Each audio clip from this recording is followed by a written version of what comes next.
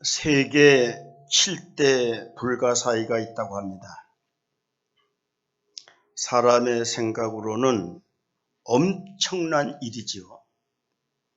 이집트의 피라미드고 로마의 원형 경기장인 콜로세움이고 알렉산드리아에 세워진 등대이고 인도의 타지마할이고 이탈리아의 피사 사탑이고 터키의 소피아 성당이고 요르단의 페트라, 이런 것들이 7대 세계 불가사의라고 알려지고 있습니다. 그런데 우스갯소리로 현대판 불가사의 넷이 있다는 거예요. 하늘의 별 따기가 불가사의지 않습니까? 장가간 아들 내 편 만들기가, 이것이 불가사의라는 거예요. 또 하나는 스님의 머리에 핀 꽂기, 이것이 불가사의라는 거예요.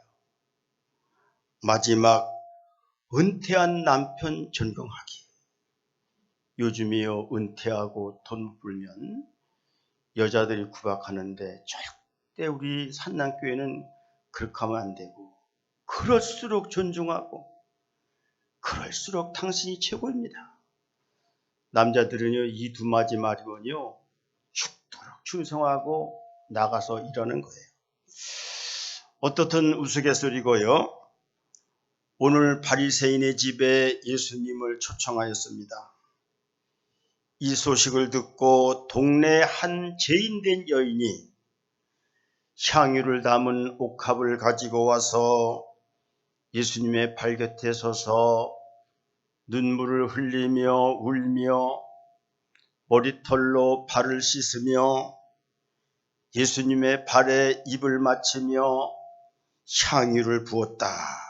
그랬더니 주님 말씀하시기를 내 죄가 사함받았느니라. 뿐만 아니라 내 믿음이 너를 구원하였느니라. 그 다음에 주님 말씀하시기를 평안히 가라. 그렇게 말씀을 하고 있는 것입니다. 제사함과 구원과 평안은 인간 삶의 근본적인 문제입니다. 이 세 가지의 문제가 해결되는 우리 삶에는 행복과 기쁨과 축복과 은혜가 넘치게 됩니다. 그런데 제사함이 이루어지지 아니하면 구원함이 없습니다. 구원이 없으면 평강의 삶이 없고 축복의 삶이 없게 되는 거예요. 오늘날도 제사함을 받지 못한 많은 사람들이 죄의 노예가 되어서 온갖 죄에 갇혀 살아갑니다. 자유가 없고요, 만족을 찾아볼 수가 없고요, 평강이 없고요, 감사가 없고요, 앉으면 불평과 원망, 그의 마음 가운데는 미움과 증오와 시기, 그의 삶에는 욕심과 이기심만 가득해서 오늘도 불평 가운데 암흑의 삶을 살아가는 사람들이 많이 있다는 거예요. 이거는요, 목사, 장로, 권사, 집사를 떠나서입니다. 제사함을 얻지 못하면 구원도 없다고 하는 사실을 알아야 됩니다. 구원이 없는 사람들은 소망이 없습니다. 꿈과 비전이 없습니다. 천국이 없습니다. 그러므로 절망과 한숨과 눈물과 고통 속에서 오늘도 살아가고 있는 많은 사람들이 있다고 하는 거예요. 구원을 얻지 못하면 평강도 없습니다. 그러므로 불안과 공포와 허물 속에서 살아가는 많은 사람들이 있는 거예요. 오늘날 빚어지는 신경성 병, 원인을 알지 못하는 모든 병들이 불안과 공포와 허무가 쌓이다 보면은 그런 병들이 온다고 하는 사실을 우리는 알아야 됩니다. 그런데 한 죄인인 여자가 어떻게 예수님으로부터 죄 용서를 받고 구원을 얻고 평안까지 얻었는가? 먼저 눈물로 예수님의 발을 씻었다는 겁니다.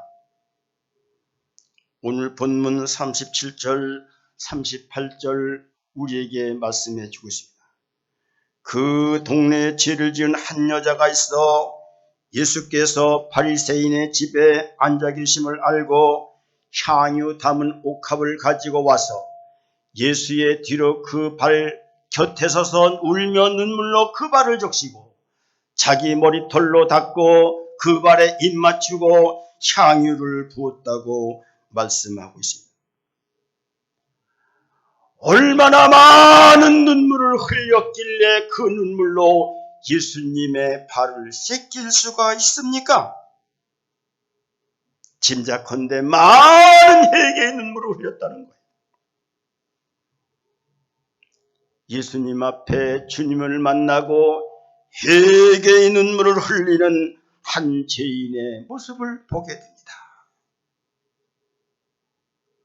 울다라는 단어 원어는 칼라이온데 슬퍼하다, 애곡하다, 통곡하다 그런 뜻이 있습니다. 죄인이었던 여자가 예수님을 만나고 생긴 일이 뭐냐?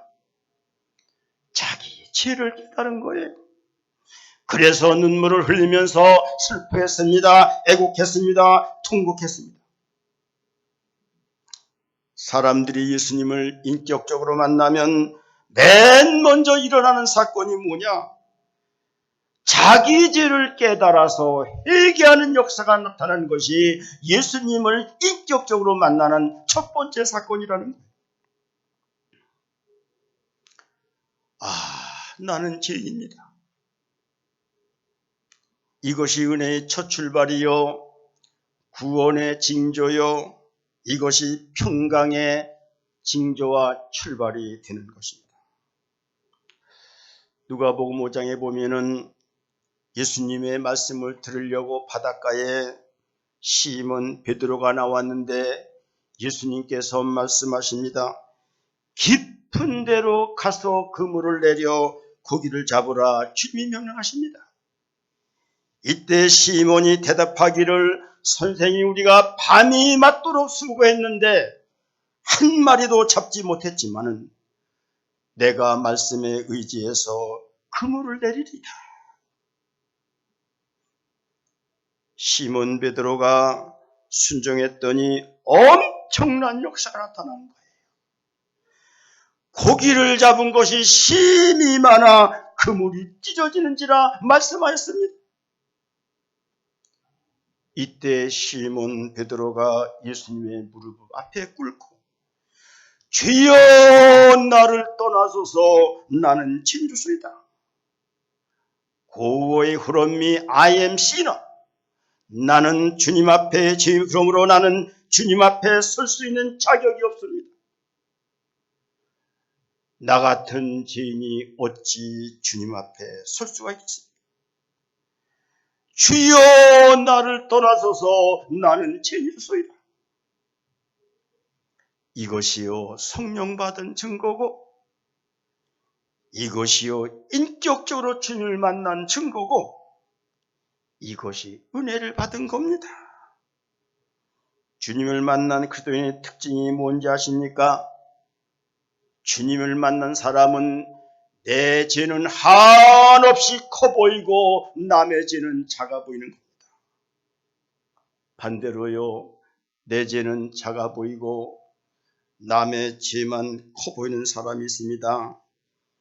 이런 사람은 말이 많아집니다. 흉을 잘 봅니다. 앉으면 불평과 원망입니다. 중상모략합니다. 내 눈에 있는 들보는 보지 못하고 남의 눈에 있는 티만 빼내려고 하는 그런 사람들이 주님을 만나지 못하면 그런 고통의 결과를 낳게 되는 거예요. 부끄러운 얘기입니다마는 제가 노예 생활을 하고 있잖아요. 굳건한 보수파 목사들은 여간에서 남의 죄를 잘 들춰내지 않습니다. 내가 부족한데 남의 죄를 어떻게 막을 수 있는가? 웬만하면 이해하고, 웬만하면 용서하고, 웬만하면 덮습니다. 그런데요, 좌파 목사들은 자기들 눈에 있는 들보는 보지 못하고 남의 눈에 있는 티만 빼려고 노력하는 거예요. 그래서 중상모략하고요, 마녀 사냥하고요, 인격적 말살을 가하는 그런 하나님 앞에 어리석고 죄 있는 삶을 살아가고 있는 것입니다. 여러분 한번 성도들을 잘 살펴보세요. 원망과 불평의 사람을 잘 들여다보세요. 미움과 증오 속에 살아가는 사람을 한번 살펴보세요. 중상모략하는 사람들의 신앙을 바라보세요. 그들의 인격이 잘 되어 있나 한번 측정해 보세요. 그들의 삶이 잘 되어 있나 한번 생각해 보세요. 어쩌면 비인격이고, 어쩌면 비신앙이고, 어쩌면 비인간적일 것입니다. 우리 예수님 공생에서 맨 처음 선포하신 말씀은 회개하라 천국이 가까워야 하니라 말씀하지 않았습니까? 누가 천국에 들어가는가? 회개하는 자가 들어간다는 거예요. 제가 성도들의 기도를 잘 분석해 보면 청원과 요구는 많은데 이것 주세요, 저것 주세요, 사업 잘 되게 해주세요, 자녀 잘 되게 해주세요. 그런데 감사와 회개가 없는 거예요. 감사와 회개를 잘 경하면 하나님께서 다 우리의 요구를 들어주실 텐데 왜 우리의 기도에 응답이 없는가? 감사가 없고 회개가 없는 거예요. 하나님께 영광을 구하지 않아요. 헌신이 없어요. 그러니까 응답도 오지 않는 것입니다. 요한계시록 8장 2장에 보면은 천사가 금양로에다가 기도의 향을 담아서 금제단 앞에 드렸다라고 말씀하고 있습니다. 성도의 기도를 얼마나 귀히 여겼으면 향기라고 표현했을까? 형도의 기도가 얼마나 보배로웠으면 금향루에 담아다가 금대접 담아다가 금제단 앞에 쏘아 부었을까? 기도가 보배입니다. 기도가 최고의 가치입니다. 기도가 에너지입니다. 기도가 향입니다. 요한계시록 11장 3절 내가 나의 두 증인에게 권세를 주리니 그들이 굵은 벼슬 입고 1260일을 예언하리라 말씀했습니다. 두 증인은 말세에 하나님이 선택한 아주 참 신자를 의미해 주는데 그에게 권세를 주는데 영권과 인권과 물권을 준다는 거예요. 그들이 누구냐? 굵은 벼슬 입은 자요 1260일을 예언한 자들이라는 겁니다. 마지막 시대에 권세를 받는 사람은 굵은 벼슬을 입고 회개하는 자요 1263년 반 동안을 하나님의 말씀을 전하는 자에게 영권과 인권과 물권을 준다고 하는 것입니다. 하나님은 누구한테 권세를 주는가? 굵은 벼슬을 입고 회개하는 자입니다. 하나님의 권능의 말씀을 날마다 마지막 시대에 전하는 사람에게 인권과 영권과 권세의 은혜를 준다는 거예요. 요한계시록 22장 14절을 보면 자기 두루마리를 빠는 자들은 복이 있느니 이는 그들이 생명나무에 나가며 문들을 통하여 성에 들어갈 권세를 받으려 함이라고 말씀했습니다. 두루마기를 빠는 자들이 누굽니까? 회개하는 자들입니다. 회개하는 자들이 생명나무에 나갈 수 있습니다. 회개하는 자들이 천국에 들어갈 권세를 받는다고 주님은 우리에게 말씀하고 있는 거예요. 회개만 잘하면은요, 엄청난 권세가 임합니다. 엄청난 축복이 따라오는 거예요. 왜 내 영혼에 만족이 없는가? 왜 내 삶에 회복이 나타나지 않는가? 왜 내 건강에 치유와 치료가 나타나지 않는가? 진정한 회개가 따라야 되는 거예요. 내 영혼이 은총 입어 중한 죄짐 벗고 보니 슬픔 많은 이 세상도 천국으로 화하도다. 할렐루야 찬양하세. 내 모든 죄 사함받고 주 예수와 동행하니 그 어디나 하늘나라. 할렐루야. 내 영혼이 은총 입어 중한 집을 벗고 보면 슬픔도 사라지고 천국으로 변한다는 겁니다. 그 어디나 하늘나라가 이루어진다고 말씀하고 있는 거예요. 종교개혁자 칼빈의 기도 4원칙이 있습니다. 첫 번째가 경외심을 가진 기도, 두 번째가 회개하는 기도, 세 번째가 용서를 구하는 기도, 네 번째가 확실한 소망을 가진 기도라는 겁니다. 주님을 경외하는 기도를 드려야 돼요. 그래서 우리가 예배를 시작할 때요, 모든 영광 하나님께, 모든 영광 하나님께, 모든 영광 하나님께, 나는 자유해.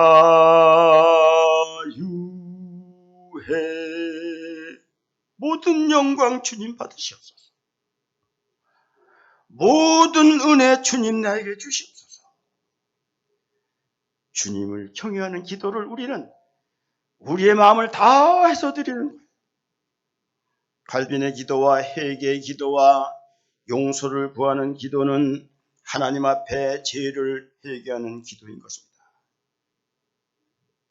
따지고 보면은요, 회개 기도가 구원에 이르게 하고, 회개 기도가 우리에게 인권과 영권과 물권을 주고, 회개 기도가 응답받는 기도요, 회개 기도가 천국 들어가는 기도라는 사실을 오늘 우리는 한 여인의 믿음을 통해서 발견하게 되는 겁니다. 두 번째, 죄 지은 여인은 예수님의 발에 입맞췄다고 38절에 말하고 있습니다. 유대사에서 예수님의 발에 입맞춘다고 하는 것은 겸손의 표시이고 사랑의 표시이고 순종의 표시입니다. 예수님 앞에 죄를 회개한 이 여인은 나는 주님 앞에 겸손하겠습니다. 나는 주님을 진정으로 사랑합니다. 나는 주님 말씀에 순종하겠습니다. 이 고백을 하고 있는 것이 오늘 이 여인의 모습인 것입니다.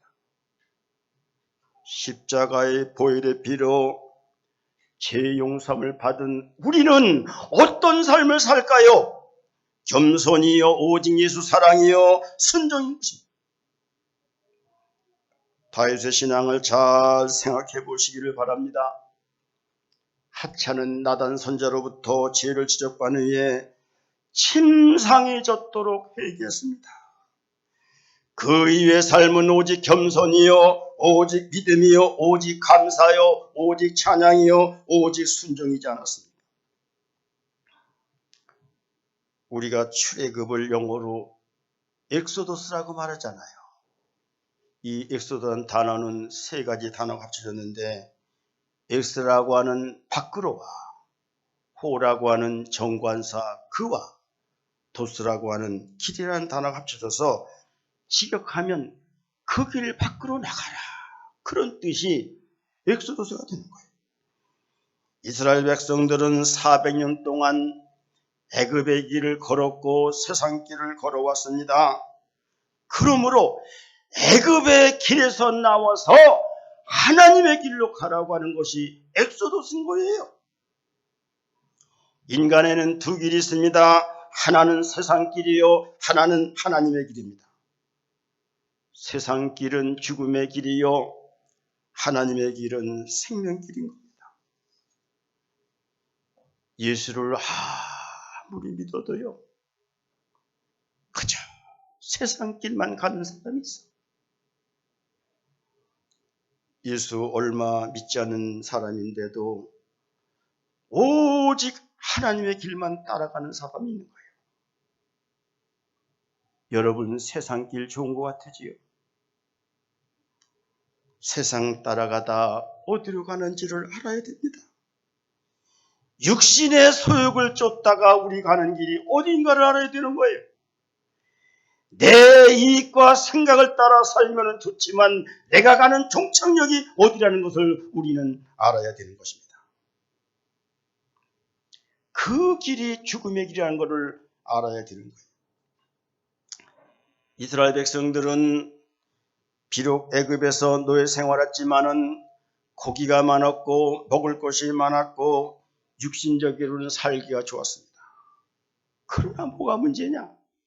예배가 없는 것이고 생명의 말씀이 없는 것이고 하나님이 없는 것이고 죽음의 길이었다는 거예요.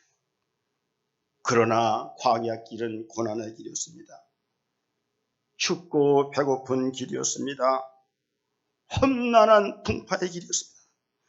그러나 거기에는 생명의 길이었고 하나님과 통행하는 길이었고 예배하는 길이었음을 우리는 보게 되는 겁니다. 성경을 보면은요, 창세기 하나님이 세상을 창조하십니다. 인간이 죄를 짓고 고통을 당합니다. 그래서 이스라엘 백성들은 애굽에서 400년 동안 종살합니다. 하나님께서 엑소도를 시킨 이후에 이스라엘 백성들에게 뭐라고 말씀하십니까? 성전을 지어라. 성전 짓는 축복이 최고의 축복과 은혜예요.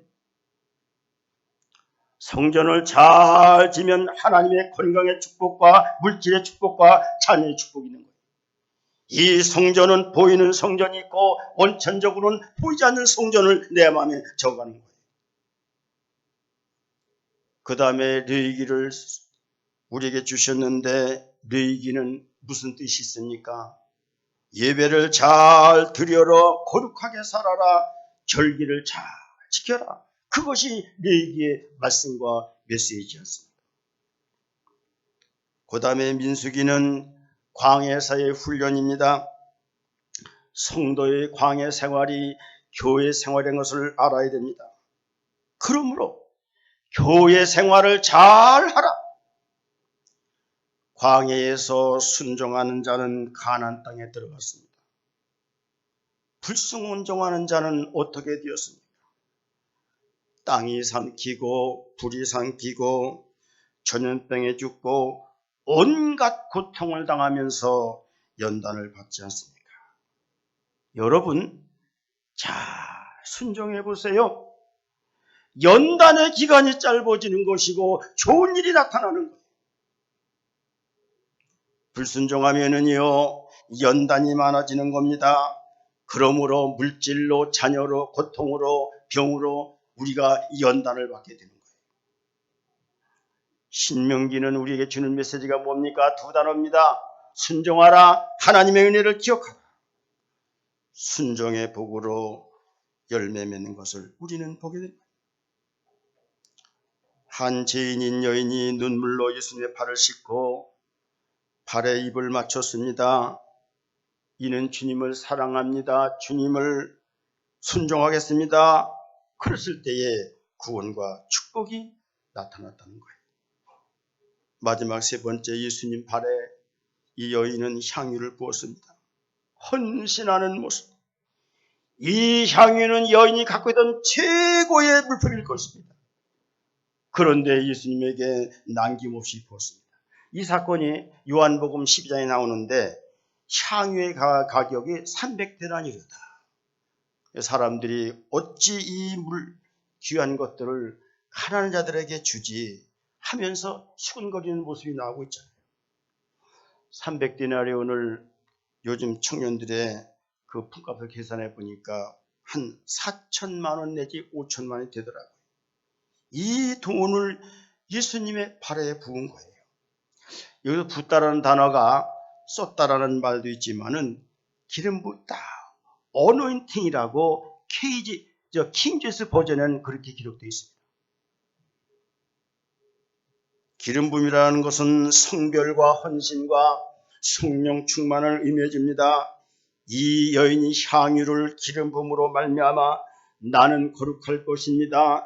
나는 헌신할 것입니다. 나는 성령 충만할 것입니다. 예수님에게 고백하면서 이 기름을 지금 붓고 있는 거예요. 예수님의 보혈의 피로 용서받은 우리는 무엇을 해야 되는가? 성결되게 살아가는 거예요. 일생을 주님께 헌신하는 거예요. 성령 충만한 예배 생활하고 믿음 생활하는 거예요. 이 세 가지가 하나님은 가장 기쁘게 여기시는 것입니다. 세상의 길에서 하나님의 길로 출애굽시켜준 우리는 할 일이 무엇인가? 레위기 19장 2절 내가 거룩하니 너희도 거룩하라. 이 거룩이라는 단어가요, 윤리적 도덕적 성결만을 말하지 않습니다. 원천적으로는 구별되게 사는 거예요. 성경대로 사는 거예요. 영적 원리를 사는 거예요. 하나님의 은혜를 구하는 자들이, 그런 사람이 거룩한 삶, 성결한 삶을 사는 거예요. 저는 정렬이라는 책, 어레인지 몬트라는 책을 보고 많은 충격을 받고, 그렇다. 내가 목회하면서 보니까, 성경을 보면서 보니까 윤리적으로는 그다지 흠이 없는데 교인들은 천사라는데 교회를 대적하고 목회를 어렵게 하는 사람들이 있습니다. 깊이 제가 들어가 보면요, 영적으로 혼돈, 무질서, 적대감이 있어서 영이 정리가 안 된 사람들이 그렇다는 거예요. 깊이 깨닫기를 바랍니다. 성별이라고 하는 것은요, 윤리도덕만 하는 것이 아니야. 성경 원리대로 살아가는 거예요.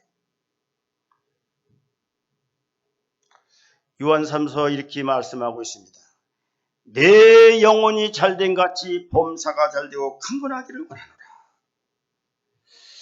영혼이 잘된다는 것은 원어에 보면요, 내 영혼이 성공하기를 원하노라.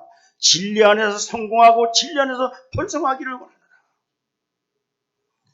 강건하기를 원한다는 것은, 원어 뜻은 사상이나 생각이 건전하기를 원하노라.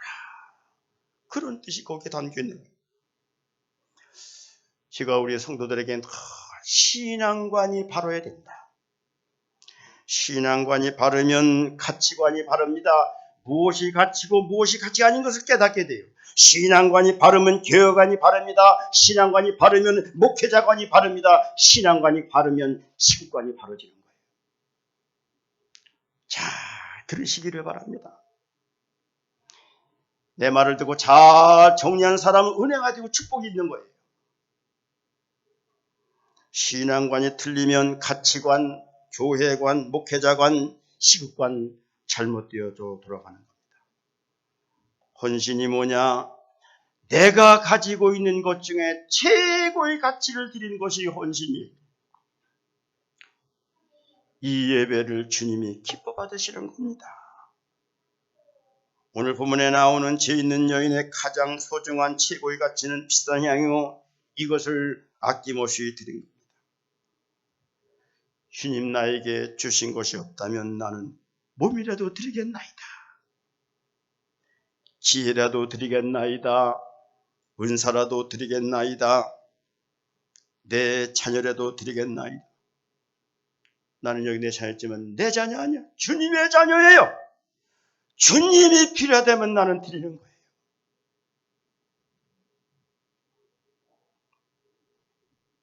그게 헌신이. 저든이라는 그 버마, 미얀마에 있는 온전히 헌신한 선교사가 있습니다. 대학을 마치고 신학교를 졸업하자마자 보스턴시에 있는 아주 상류층 교회, 잘 목회자를 대접하는 그 교회의 부목사로 청빙을 받았습니다. 동료 친구들이 부러워했고 가족들과 식구들이 매우 만족하고 기뻐했습니다. 그러나 저도서는 고개를 흔들었습니다. 하나님은 나를 해외 선교에 쓰려고 부르셨다는 겁니다. 내가 이곳에 남아서 사역을 해도 주님이 하는 일을 하는 것이지만 나는 이렇게 되면 부분적인 순종밖에 되지 않는다는 거예요. 아니란 자리를 물리치고 저도서는 저 불교의 나라 버마, 지금 미얀마라고 하죠. 가난한 나라, 살기 힘든 나라, 고통이 많은 나라, 목숨을 바칠 각오로 가서 전도를 합니다. 6년 동안에 세례를 한 명밖에 주지 못했어요. 온갖 고생을 합니다. 감옥에 갇히고 죽을 뻔한 기회를 넘기고 큰 고통을 당하면서 지내게 돼서 결국은 저도순으로 말미암아 거룩한 헌신한 자가 5만 명이나 되는 엄청난 역사를 이루고 전 세계 크리스찬들의 마음속에 횃불을 밝히 켜놓는 그런 선교사가 되었습니다. 이제 2020년 한 달밖에 남지 않았습니다. 남은 기간이요, 잘 내 신앙을 정리하는 거야. 설교를 잘 듣고 성경이 뭐라고 말하는가? 성경대로 사는 거예요. 2021년 하나님 기뻐하는 교회 생활은 하나님이 기뻐하는 예배, 하나님이 기뻐하는 기도 생활, 하나님이 기뻐하는 헌금 생활, 봉사 생활. 2021년 믿음의 엑소더스가 반드시 일어나야 됩니다. 세상 길에서 하나님의 길로 우리는 탈출을 시도해야 됩니다. 인간의 방법에서 하나님의 방법으로 우리는 엑소더스해야 되는 거예요. 육적인 방법에서 영적인 방법으로의 엑소더스가 있어야 하나님 우리를 축복하시고 하나님 우리를 지키실 거예요. 죄 용서를 받은 한 여인의 믿음, 예수님의 발을 눈물로 씻겼습니다. 아프지만 우리의 죄를 해결해야 되는 거예요. 그때부터 구원이 일어나고 그때부터 하나님과 교통이 오고 그때부터 우리 마음의 평강과 삶의 평강이 오는 거예요. 예수님 발에 입 맞춰서 주님을 사랑하고 온전히 순종해야 됩니다. 예수님 발에 어노인팅, 기름을 부어야 되는 거예요. 헌신과 성결과 성령 충만. 이것이 있으면 하나님은 제사함을 주시고 우리를 구원해 주시고 내가 이제는 평안히 가라, 여호와 샬롬, 하나님의 축복이 우리에게 찾아온다는 사실을 우리는 기억하면서 남은 한 달 동안 잘 어레인지먼트를 하고 주님과 가까이 갈 수 있는 저와 여러분들 되시기를 주님의 이름으로 축복을 드립니다. 아멘. 사랑의 하나님 아버지, 한 달도 남지 않았네요. 지령한 삶을 뒤돌아보면 어리석었고 교만했고 성경과는 무관한 내 방법대로 사는 것을 용서해 주시고 이제 신앙의 엑소더스를 통하여 주님의 길을 선택하고 주님의 방법대로 하고 주님께 순종할 때에 죄 용서를 통한 구원, 우리의 모든 삶이 평강, 가족이 평강, 영혼이 평강, 내 육신이 평강, 자녀가 평강하는 이 하나님의 놀라운 축복이 임할 수 있도록 은혜 주시기를 간절히 바라고나며 다시 오실 우리 주 예수님 이름으로 기도드리옵나이다. 아멘.